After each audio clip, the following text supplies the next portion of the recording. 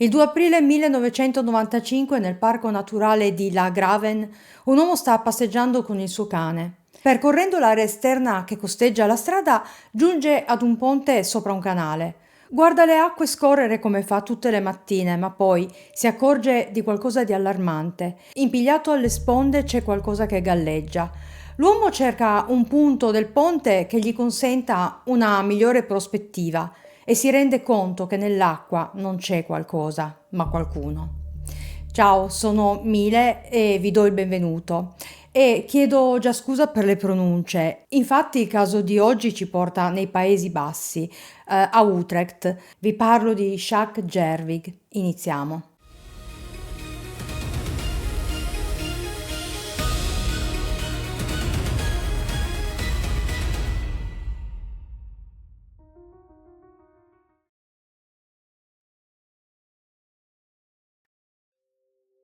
Utrecht, quarta città più grande dei Paesi Bassi, è vivace e animata dalla presenza dei tanti studenti.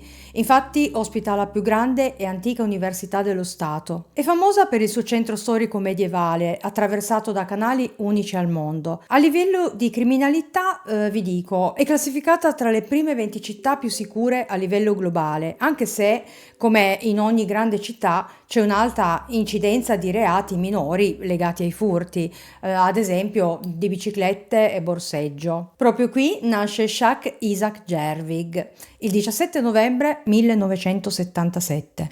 I genitori sono Jacques Gerwig, soprannominato Aude Jacques, che significa Jacques grande, adulto, proprio perché suo figlio porta il suo stesso nome. Lo chiamerò anch'io così per non confondervi.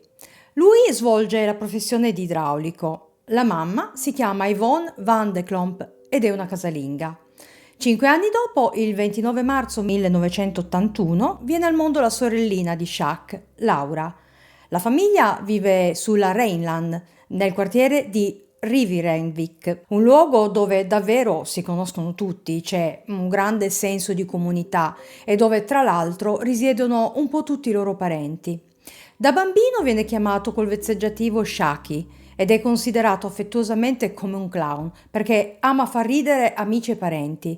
Ha un carattere dolce, al contrario di sua sorellina Laura, che si mostra fin da subito tosta, come dice Yvonne. Ha una vera passione per i Lego fin dalla prima infanzia.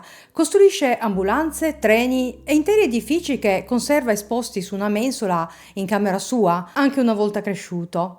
Il legame con Laura è davvero molto stretto, sono inseparabili. Lui la chiama Muppet, credo riferito al Muppet Show.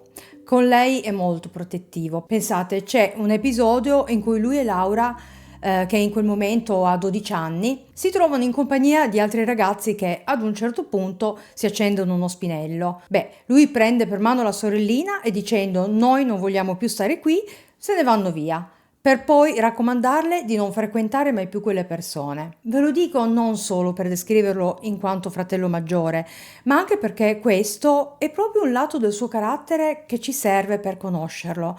Non sopporta assolutamente chi fa uso di sostanze, odia profondamente quella roba e lo ribadisce spesso e volentieri. Nei periodi estivi la famiglia è solita passare le vacanze nel loro chalet all'interno di un campeggio, un luogo dove i due ragazzini imparano ad apprezzare il contatto con la natura e dove trascorrono giorni indimenticabili. Più avanti negli anni il rapporto dei genitori diventa altalenante. Mamma Yvonne, come dire, in alcuni periodi si trasferisce altrove, probabilmente dai propri genitori e comunque non distante dal marito e i figli. Non si lasciano, solo che di tanto in tanto si prendono queste pause che non so quanto facciano bene ai ragazzini. Altri interessi di Shaq sono i film d'azione. Passa molto tempo davanti alla TV con Laura a guardarli. Poi i videogiochi e non ultimo il suo motorino Peugeot rapido. Lo smonta, lo aggiusta e lo modifica, lo trucca per correre più veloce. Ha anche un amico fin dall'infanzia, René, compagno di scorribande col motorino. E non solo, sono praticamente come fratelli.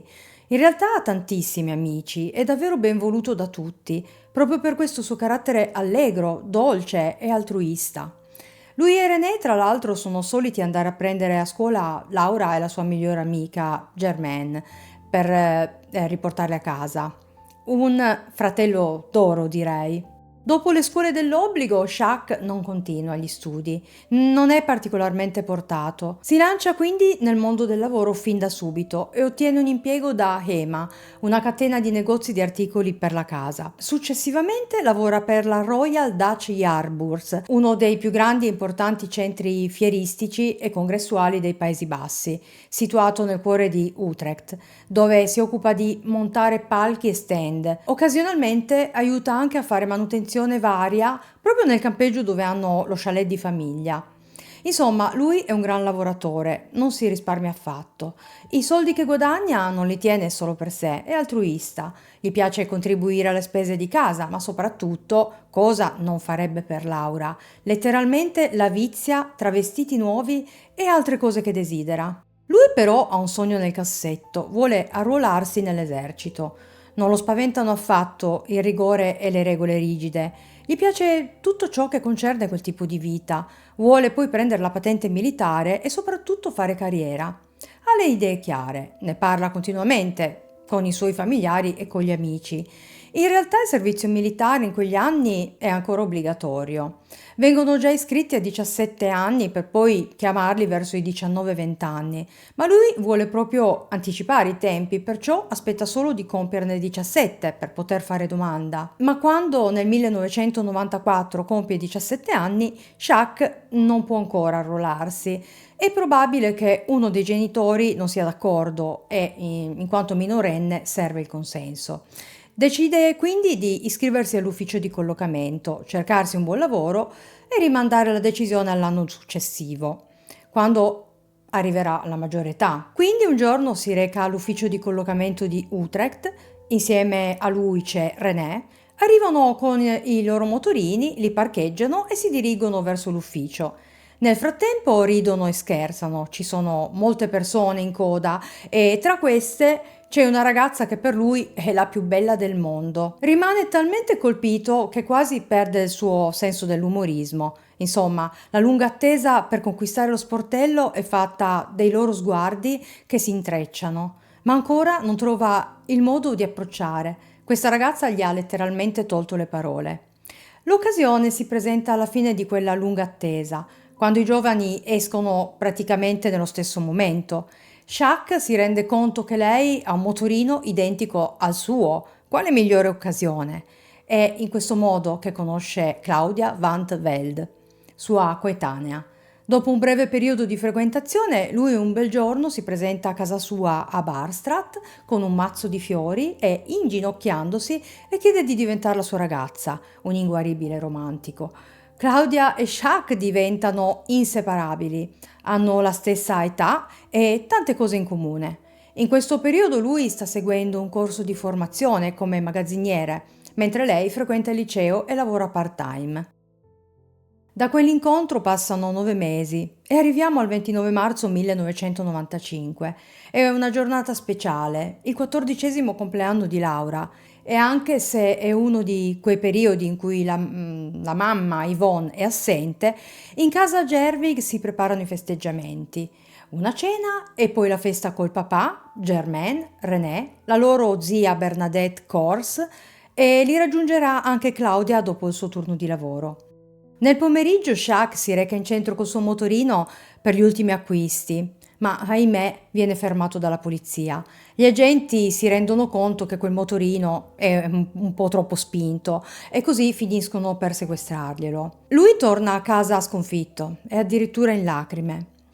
Passata qualche ora di rabbia si lascia lo spiacevole episodio alle spalle, non è nel suo carattere piangere a lungo sul latte versato, si riprende e allestisce la casa con i festoni. Ben presto la casa si popola di voci allegre, Laura, felice per la sorpresa, abbraccia il fratello.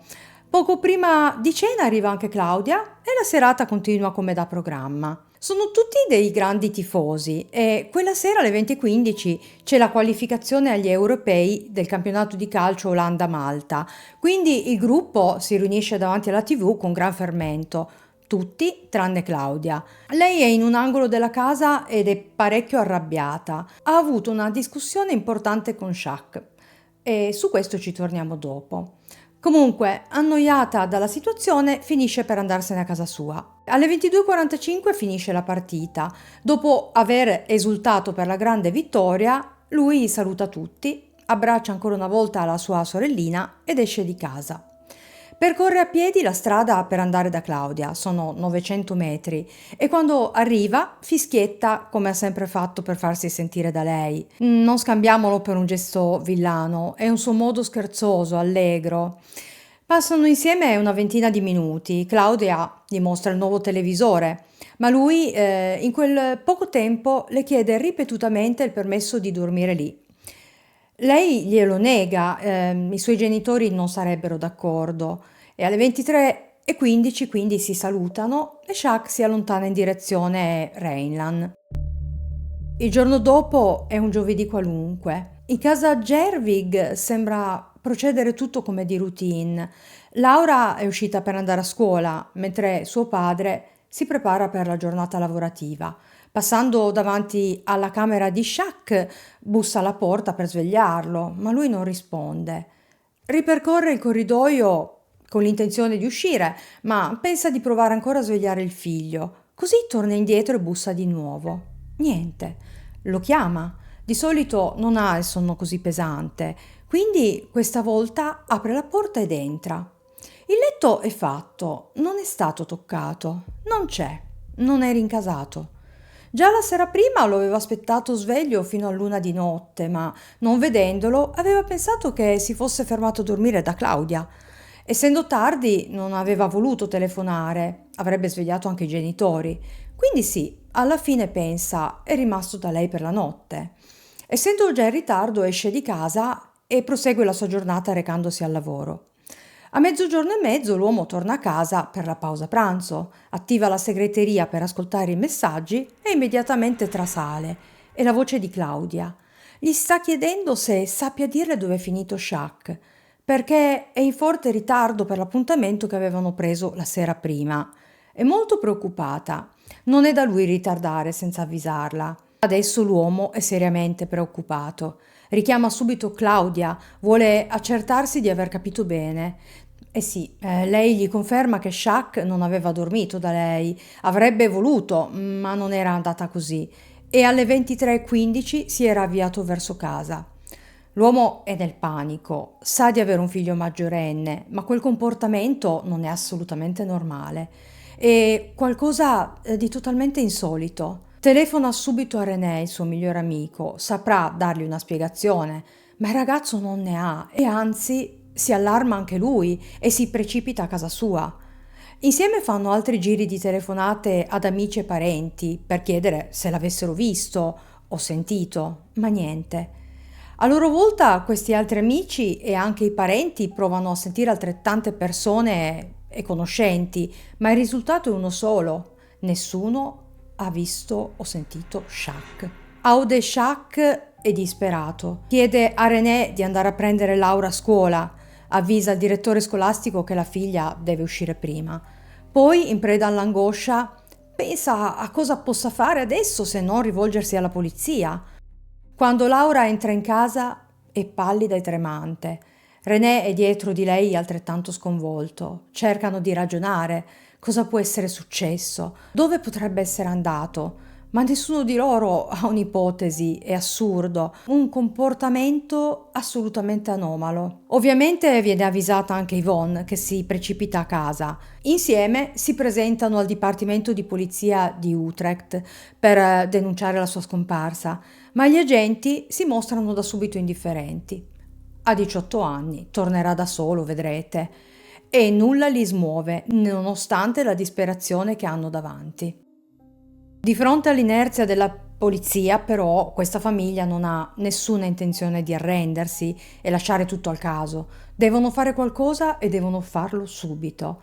Decidono di organizzare delle squadre di ricerca. Il quartier generale è la caffetteria, gestita da familiari e frequentata da un po' tutti i loro conoscenti, che aderiscono subito all'iniziativa insieme a numerosi parenti e amici di Shaq e Laura.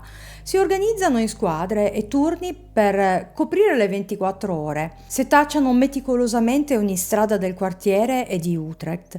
Distribuiscono foto e chiedono a tutte le persone che possono se hanno notato il ragazzo o se hanno un qualsiasi tipo di informazione da segnalare. Cercano indizi o tracce in ogni angolo della città e dei parchi. Claudia non partecipa alle squadre, percorre le strade con la sua auto in solitudine. Più i giorni passano, più cresce la frustrazione. Dobbiamo capire che Utrecht non è una landa desolata. È già strano che dopo Claudia, la sera del 29, nessuno l'avesse più visto. C'era stata una partita molto sentita e l'Olanda aveva vinto, il che presuppone che a quell'ora potesse esserci ancora molta gente in giro a festeggiare. Com'è possibile che nessuno avesse notato niente di strano? Le ricerche vanno avanti e l'ansia cresce di ora in ora. Il 2 aprile il centralino della polizia riceve una telefonata allarmante. Un uomo segnala la presenza di una persona impigliata nel canale Ravense-Vetering. Non sa dire se sia vivo perché è seminascosto tra le canne in una curva del corso d'acqua. Vengono inviate sul posto le squadre di sommozzatori. Quando arrivano individuano l'uomo che ha effettuato la chiamata che gli indica il punto. La squadra scende lungo la riva e vede bene quel corpo galleggiare sull'acqua a pancia in giù, con le braccia aperte e delle visibili ferite sulla testa e ovviamente hanno la certezza che per lui non ci sia più niente da fare. Si immergono nelle acque per portare il corpo sulla riva e poi si immergono nuovamente per cercare eventuali oggetti di interesse per le indagini. Nel frattempo arriva sul posto l'investigatore capo Marcel Thihaus. L'uomo cerca il portafoglio del ragazzo nella tasca posteriore del jeans e incredibilmente lo trova. I documenti al suo interno sono intatti ed è lui, Jacques Isaac Gerwig. Noi sappiamo chi è, ma la polizia no, visto che non avevano accettato la denuncia di scomparsa. L'ispettore e la scientifica analizzano la scena, ma è chiaro che in quel punto non vi era stata nessuna colluttazione, nessuna traccia di sangue, nessun particolare segno sull'erba, niente di niente. Jacques è stato colpito mortalmente altrove per poi essere occultato in quelle acque. La salma viene dunque trasportata all'obitorio per essere sottoposta ad autopsia. I risultati dell'autopsia sono fondamentali per le indagini. Jacques è morto a causa di gravissimi colpi alla testa inferti con un oggetto pesante e contundente. La violenza era stata tale da provocare lesioni profonde, tra cui una ferita di circa 6,5 x 3 cm vicino all'orecchio, che è parzialmente separato dalla testa. L'esame esclude che la causa della morte sia l'annegamento. Nei polmoni non viene trovata acqua, confermando che Jacques era già morto quando è stato gettato nel canale e che l'omicidio era avvenuto altrove. La gravità delle ferite suggerisce un'azione dettata da grande rabbia o dall'intento di uccidere con estrema rapidità e non ci sono segni di difesa. Jacques non ha avuto il tempo di reagire. L'ora del decesso viene stimata nella notte stessa della scomparsa, tra la tarda serata del 29 marzo e le prime ore del 30. Quella stessa sera, alle 22:30, un agente di polizia si presenta alla porta di casa Gerwig. Quando Aude Jacques apre la porta, si sente mancare la terra sotto i piedi e quando l'agente pronuncia quelle parole che già si aspetta, esplode in una scena di pura disperazione. Yvonne crolla e il suo pianto viene sentito dal vicinato mentre continua a ripetere il mio ragazzo. Laura cerca di confortare i genitori, quasi spaventata dalla loro reazione, ma poi nei giorni seguenti si chiude nel mutismo reattivo, smette cioè di parlare come risposta al trauma. Quando la notizia della tragedia si diffonde nel quartiere, la gente è sconcertata, stupita oltremodo, proprio perché il carattere e la dolcezza di Jacques stridono con un attacco così brutale. Nessuno trova un senso, un motivo. Chi ha potuto commettere un atto del genere su un ragazzo così, che desiderava solo far star bene chi gli stava intorno? Scoprirlo è compito degli inquirenti. Vengono dunque aperte ufficialmente le indagini per omicidio. Nei giorni successivi viene nuovamente mandata la squadra di sommozzatori a scandagliare il canale. Gli investigatori ritengono che l'arma del delitto possa essere stata occultata insieme al corpo, ma non verrà mai ritrovata. Contemporaneamente iniziano a fare domande a tutto il vicinato in cerca di informazioni che possono dare una direzione alle indagini, ma anche in questo caso nessun risultato. Claudia viene convocata alla centrale, è l'ultima persona ad averlo visto vivo, quindi le chiedono di raccontare nel dettaglio l'intera giornata. Lei spiega che quel giorno c'era stato il compleanno di Laura, che quando era iniziata la partita aveva iniziato ad annoiarsi, così aveva preferito salutare Shaq accordandosi per ritrovarsi più tardi a casa di lei. Quindi poco dopo la fine della partita lui era arrivato. Era rimasto con lei per 20 minuti, ma in quel lasso di tempo gli era apparso agitato e le aveva chiesto per almeno 3 volte di poter dormire a casa sua. Ma non avendo il permesso dei genitori, aveva dovuto dirgli di no. Così alle 23:15 lo aveva guardato allontanarsi a piedi, in quanto appunto il motorino gli era stato sequestrato lo stesso pomeriggio e aveva imboccato la strada per tornare a casa. La ragazza appare addolorata ma lucida. Ciononostante per loro non c'è nulla nel dettaglio di quella testimonianza che possa aiutarli nelle indagini.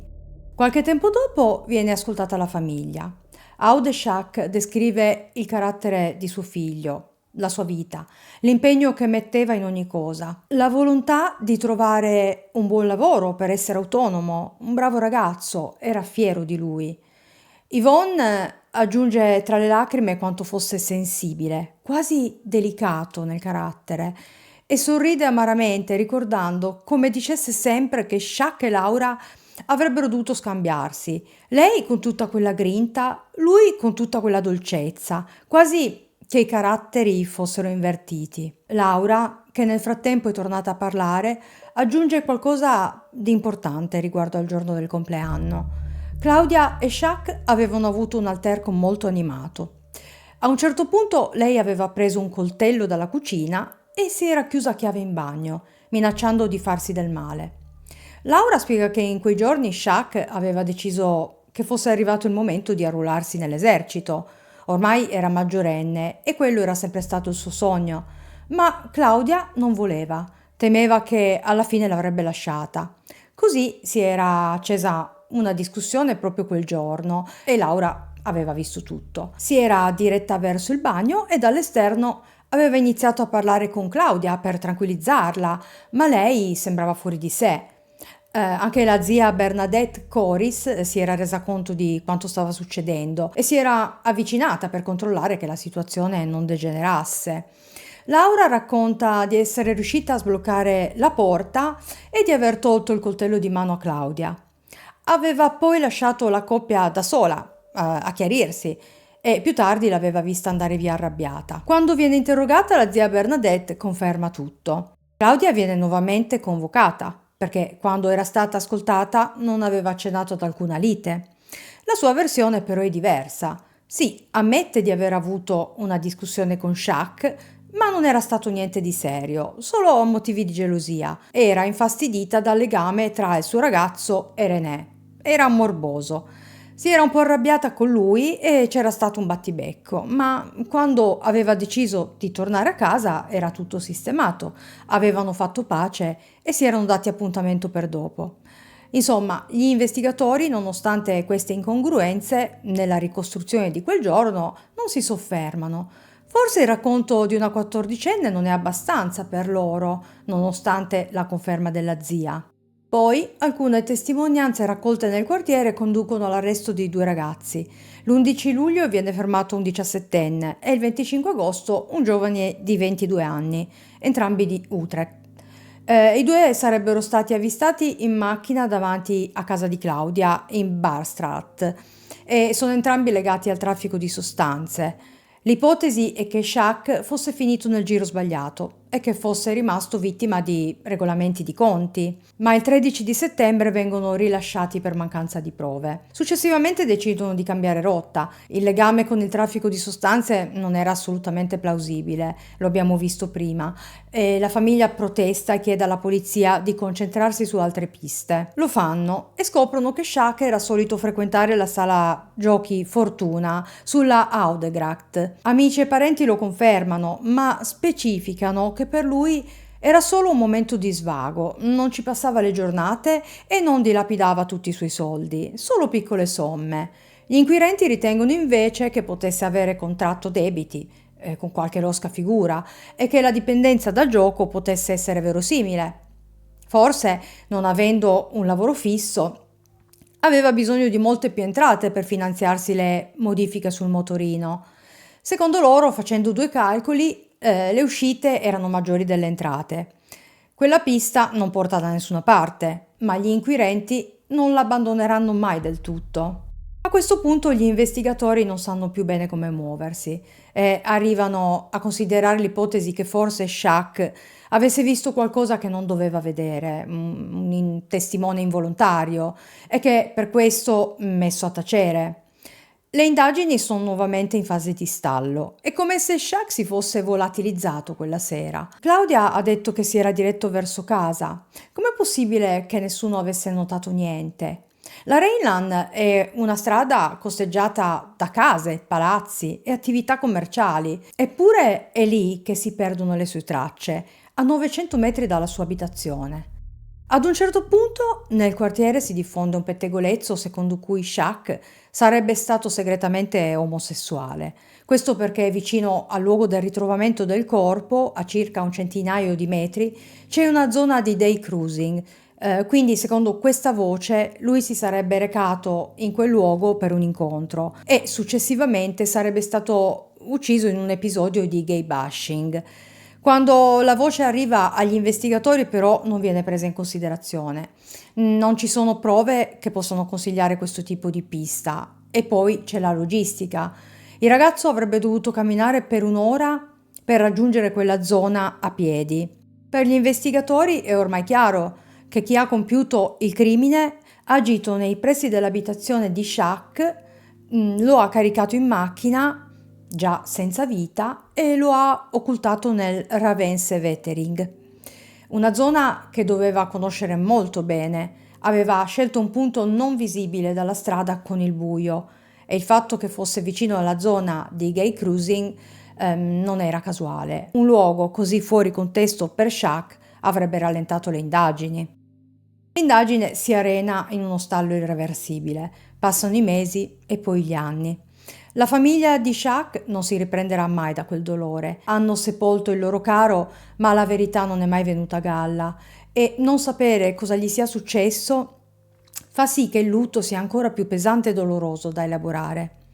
Laura ha una convinzione, ma non può gridarle 420. Si chiede per quale motivo gli investigatori non abbiano mai fatto una perquisizione nell'ultimo luogo in cui è stato Shaq, la casa di Claudia. Non è forse sempre dall'ultima persona che ha visto viva la vittima che parte qualsiasi indagine? Distrutto dalla depressione nel 2004, Aude Shaq si spegne nel sonno. Sul letto di morte, Laura gli promette che lotterà per portare a galla la verità. Mamma Yvonne, nonostante il dolore, ha una visione un po' più filosofica. Impara ad accontentarsi del fatto che almeno loro hanno trovato il corpo. Hanno potuto salutarlo con un funerale. In molti non possono dire lo stesso e restano bloccati in un limbo di incertezza, a piangere il loro caro senza averlo mai ritrovato.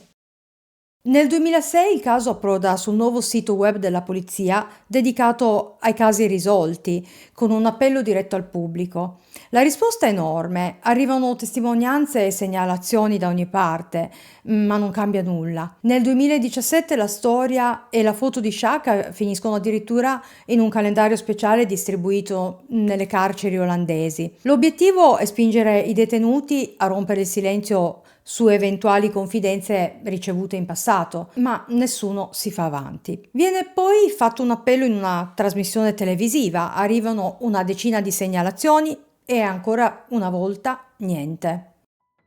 Per Laura ogni volta che la polizia torna sul caso è un colpo al cuore.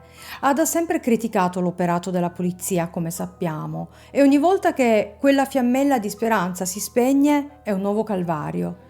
La donna inizia a dimagrire, ad essere precaria di salute e a soffrire di crisi epilettiche.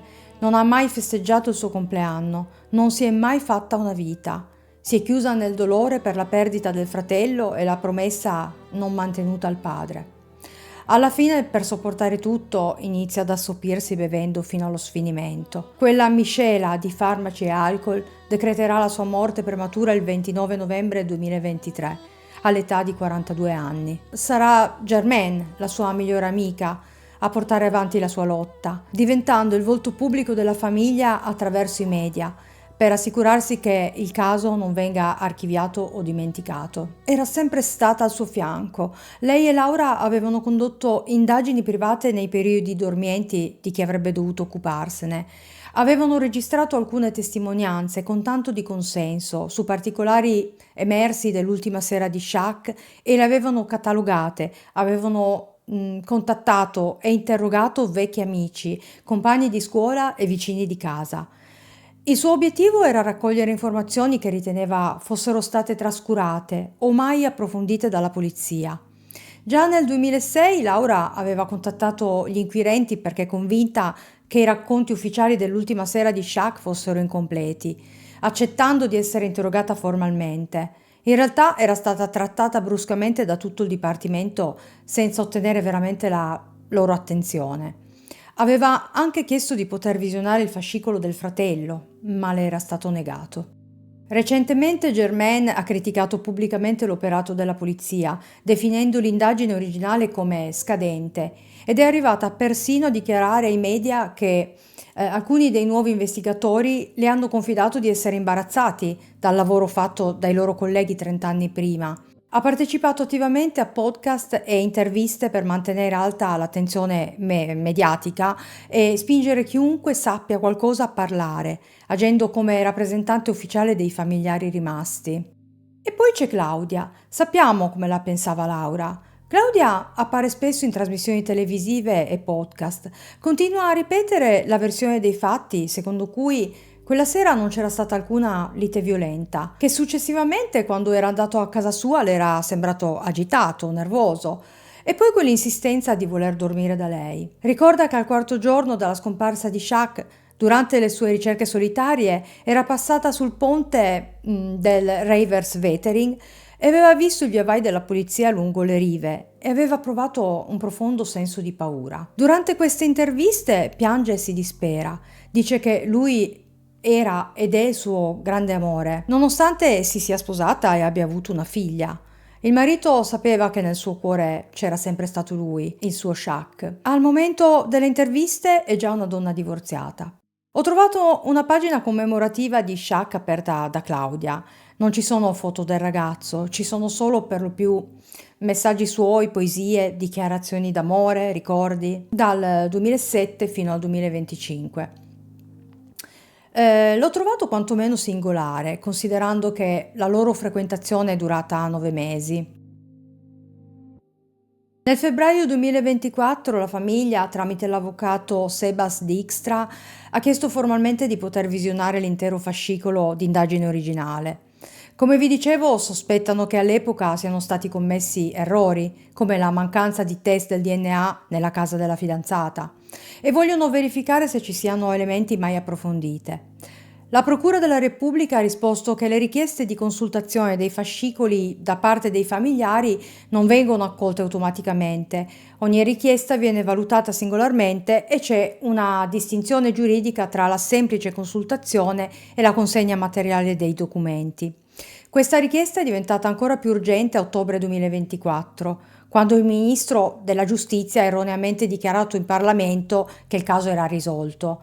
L'errore ha spinto la famiglia a esigere ancora più trasparenza per capire quali informazioni siano realmente in possesso degli inquirenti. La battaglia legale per ottenere il fascicolo è tuttora in corso e rappresenta il fulcro dell'attuale strategia della famiglia per arrivare alla verità, dopo quasi 30 anni di incertezze. E glielo auguro con tutto il cuore. Il 2025 è un anno significativo, ricorre il 30° anniversario dalla scomparsa di Shaq. Il Central Netherlands Cold Case Team lancia un nuovo appello alla cittadinanza. Per le strade del quartiere Riviera Envik compaiono furgoni con schermi LED che proiettano le foto di Shaq, il riassunto del caso e la ricompensa di 30.000 euro per chiunque fornisca informazioni decisive.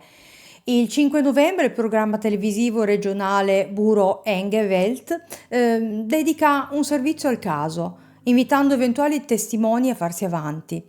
Viene diffuso anche un volantino intitolato 30 anni di Shaq nel 2025 per mantenere viva la sua memoria nelle zone limitrofe. Gli investigatori dichiarano ufficialmente di essere assolutamente convinti che qualcuno sappia cosa sia successo quella notte del 1995 e che non sia mai troppo tardi per parlare. Nel frattempo, la famiglia, insieme all'avvocato di Extra, continuano a spingere per ottenere pieno accesso al fascicolo, con l'obiettivo di verificare che, alla luce delle tecnologie odierne, non siano state tralasciate prove forensi importanti. Il 2025 non è solo un anno di commemorazione, è un anno di riattivazione, nella speranza che il tempo abbia cambiato la realtà di chi 30 anni fa scelse di restare in silenzio. Come dico un po' in tutti i casi che esamino, anche questo non fa eccezione, mi ha sconvolto. Shaq è descritto da tutti come un ragazzo dolce, delicato. Addirittura Laura, nel periodo in cui la polizia indagava su possibili debiti contratti con loschi individui, aveva dichiarato che suo fratello non si sarebbe mai e poi mai messo in una simile situazione, in quanto era una persona cauta, un po' paurosa. Gli bastava un bu per scappare a gambe levate. Questo era il suo carattere. Sappiamo anche quanto odiasse le droghe e anche qui impossibile si sia messo in situazioni di pericolo in quest'ambito. La pista omofoba è stata pura speculazione senza la minima base concreta. Ma che cosa resta? O davvero è stato testimone involontario di qualcosa che non doveva vedere? Oppure, non so, di certo continuo a trovare assurdo che non siano stati fatti dei rilievi nella casa di Claudia. Altrettanto frustrante è la questione del fascicolo secretato. Ma perché? Non riesco a farmi un'idea. Questo giovane ragazzo si è visto strappare via la vita in un attimo, senza avere neppure il tempo di difendersi. Shaq non ha potuto realizzare il suo sogno, entrare nell'esercito. Chissà, forse avrebbe voluto raggiungere quell'obiettivo per forgiare il suo carattere, indossare la divisa per sentirsi più forte, per diventarlo davvero, per difendere il prossimo, per essere tutto ciò che sentiva di poter essere con una buona guida. Voglio immaginarlo così, con la divisa mimetica intento a fare gli allenamenti, e ovunque sia gli mando questo pensiero.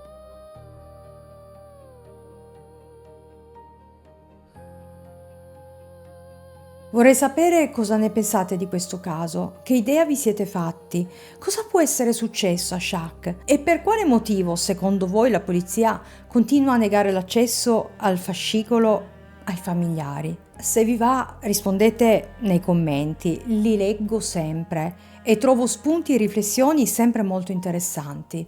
Parlare delle vittime con rispetto è la mia priorità. Se vuoi sostenere questo progetto, potresti iscriverti al canale, mettere un like e hype. Grazie di cuore. Ciao.